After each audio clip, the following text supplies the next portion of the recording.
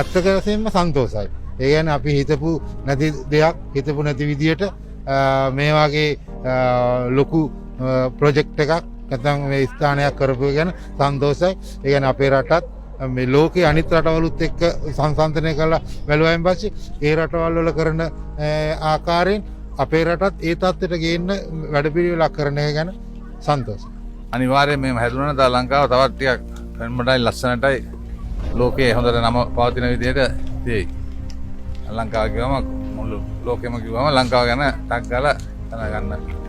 අපේ රට ගොඩක් දියුණු වෙනවා මේ වගේ දැන් ප්‍රොජෙක්ට් වලින්. මේ ඇත්තටම තමයි මේ වගේ ප්‍රොජෙක්ට් ගොඩක් වෙන්න ඕන. මේක ඇත්තටම හොඳ දෙයක්. හරි ලස්සනයි. හරි ආසාවෙන් බැලුවා මේක. මිනිස්සු මේ කොරෝනාත් එක්ක හිර වෙලා ඉඳලා මේ වගේ තැනකට එකපාරට ආපුවම හැමෝම සතුටින් ගිහලා අපිට පේනුණා. ඇත්තටම හරිම හොඳයි. නිදහස් මොන කෙනෙක්ද ඉතින් ඇවිල්ලා නිදහසේ ඉන්න පුළුවන්. මේ තැන ගැන හරි සුන්දරයි.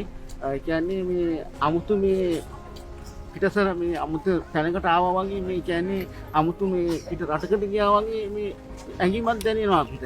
නමුත් ඉතින් තවත් මේකේ තව මේ වැඩ කටයුතු නිමා වෙලා එනකොට මේකේ මේ කියන්නේ ඒකේ අර සුන්දරත්වය තවත් මේ වෙනස් වෙනවා මේකේ. නමුත් එදා දවසට අපි නෑ මේක බලන්නේ සුන්දරත්වය.